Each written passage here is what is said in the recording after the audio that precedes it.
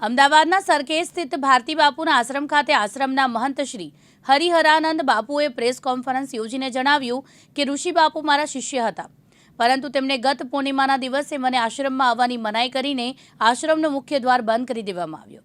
બીજું, ઋષિ બાપુની રૂપમાં વાંધાજનક વસ્ત્રો પણ મળી આવ્યા છે. વધુમાં કેટલાક વહીવટી કારણોને લઈને ઋષિ બાપુની આશ્રમમાંથી હકાલપટ્ટી કરવામાં આવી છે, જેને લઈને બાપુ મંડળી દ્વારા અભદ્ર ભાષાનો ઉપયોગ કરવામાં આવી રહ્યો છે.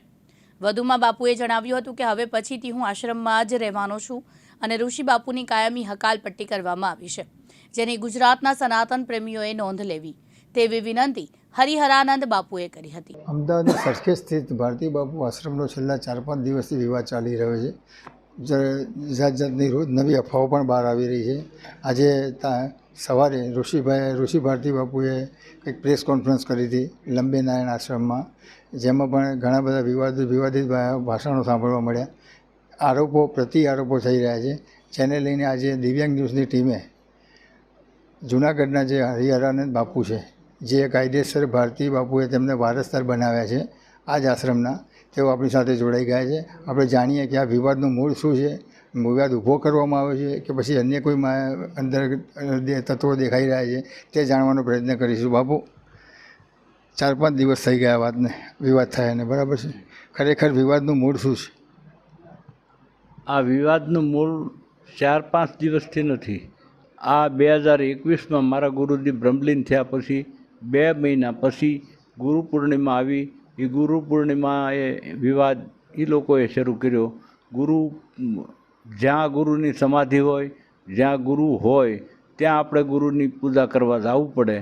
તો જૂનાગઢ ગુરુ પૂજન રાખ્યું હતું, તો અહીંયા અલગ સનાથળ એને ગુરુ પૂજા રાખી, પત્રિકા છપાવી, એમાં મારો કે ફોટો ન નાખ્યો, મારા નામનો ઉલ્લેખ પણ ન કર્યો, અને નોખી ગુરુ પૂર્ણિમાનો પ્રસંગ, નોખી પરંપરા ઊભી કરી. પહેલો મુદ્દો ત્યાંથી ઊભો થયો. ભેદભાવ હતો નહીં, ભેદભાવ ઊભો કરવામાં આવ્યો ત્યાંથી. નહીં તો એને જૂનાગઢ આવવું પડે. જૂનાગઢ આવીને ગુરુ પૂર્ણિમા ઉજવી હતી. મારી કોઈ નાતો નહોતી, મેં કોઈ એનો સાથે વિવાદ નહોતો કર્યો.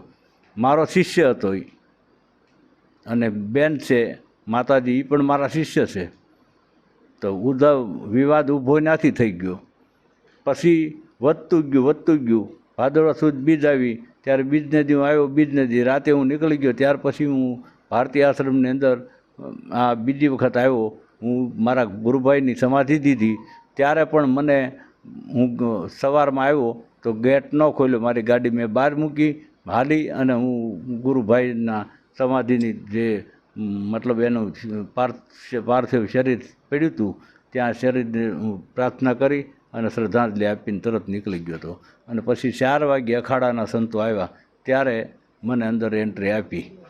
તો આવો વિવાદ ગુરુ સાથે આવું વહીવટ કરવાથી, અને વાણીવિલાસ એટલો બધો કરેલો કે મને 2-3 વખત ગાળું દીધેલી, મારી હારે અભદ્ર વર્તન કર્યો, ટ્રસ્ટીઓ હારે અભદ્ર વર્તન કર્યો. એના વિડીયો બહાર પડેલા છે, ઓડિયો ક્લિપો પડી જ છે, બરાબર? તો વિવાદ વધારવાનું કામ એનાથી થયું, અને કબજો આપતો જ નહોતો, મારે એન્ટ્રી જ નહોતી ઘણા સમય સુધી. તો મને ટ્રસ્ટીઓએ અને પબ્લિકે પણ, સરખેજની પબ્લિકે પણ વિનંતી કરી, અને ટ્રસ્ટીઓએ કે હવે તમે સંભાળો તો સારું. તો હું હિંમત કરીને આવ્યો. આ વિવાદનો માણસ નથી, અને છતાંય મારે ન ભરવાનું પગલું મારે ભરવું પડ્યું. અને હવે એક નક્કી કર્યું છે કે યા કાર્ય સાધ્યામી યા દેહ પાત્યામી, કાં તો મારું અહીં શરીર પડી જાય છે, અને કાં હું મિલકત સંભાળી અને બેસીશ. તો સરખેજનો હવે હું વહીવટ હું પોતે જ કરીશ. મારા 2-3 શિષ્યોને રાખીશ, અને મારી પાસે કોઈ જ્ઞાતિવાદ નથી. બધી જ્ઞાતિ મારી સાથે છે, અને હું બધી જ્ઞાતિનો છું, બધી જ્ઞાતિ મારી છે. તો મારે કોઈ જ્ઞાતિવાદ કે જાતિવાદ કરવાનો થતો નથી, અને બધી જ્ઞાતિઓને કરબદ્ધ પ્રાર્થના કરું કે આ વિવાદની અંદર કોઈએ સામેલ થવું નહીં. અસ્તુ. આમાં રાજકીય કોઈ લોકોનો હસ્તક્ષેપ ખરો? નહીં. રાજકીય પહેલાં જે કાંઈ થોડું ઘણું થયું હતું એ નામ નહીં દઉં, પણ અત્યારે મને કોઈ રાજકીય દબાણ કે કાંઈ છે નહીં, અને મને કોઈ રાજકીય સપોર્ટય નથી અને દબાણય નથી. રાજકીય માણસો એની રીતે સત્ય છે એનો જય થાય એવું રાજકીય આપણે માગણી કરી છે કે સત્યને સાથ આપજો. ને હર કોઈ માણસને હું પણ એવો સંદેશો પાઠવું છું કે સત્યનો સાથ આપજો, અસત્યને છોડજો. બસ. હરિહરાનંદ બાપુની આગળની રણનીતિ શું હશે?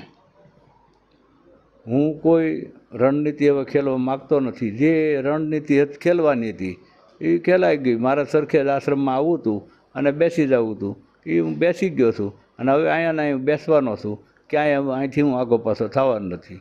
અને મારે બીજું કોઈ પણ સાથે વિવાદો કરવા નથી, કોઈ વાણી વિલાસ નથી કરવું. બોલવું એ મારો વિષય નથી, પણ છતાંય ન છૂટકે મારે બે શબ્દ બોલવા પડે છે કાલી ગેલી ભાષામાં. આ હતા હરિહરાનંદ બાપુ. મુદ્દો આખો વાણી વિલાસથી શરૂ થયો હતો. બાકી એમને સ્પષ્ટ કીધું કે બીજો કોઈ મુદ્દો જ હતો નહીં. બીજું જે ગુરુ પ્રત્યેની જે આદર સત્કાર હોવો જોઈએ તે જોવા ના મળ્યો. અભદ્ર ભાષા સાંભળવા મળી. આવા 3-4 કારણો એવા છે જેને લઈને તેમને એમના આત્મા ઉપર ઠેસ પહોંચી છે. એટલે હરિહરાનંદ બાપુએ એટલે જ અહીંયા આગમન કર્યું છે અને તેમનું સ્પષ્ટ કહેવું છે કે હવે હું આ જગ્યા છોડીને ક્યાંય જવાનો નથી. હવે જોવાનું રહેશે આવનારા સમયમાં આ આશ્રમ શું કહે છે, સનાતનીય લોકો શું કહે છે, હિન્દુ ધર્મ શું કહે છે અને સંત સાધુ સમાજ શું કહે છે, તેની પર સૌની નજર રહેશે. જોતા રહ્યો દિવ્યાંગ ન્યૂઝ. ગિરીશ જોશી, અમદાવાદ.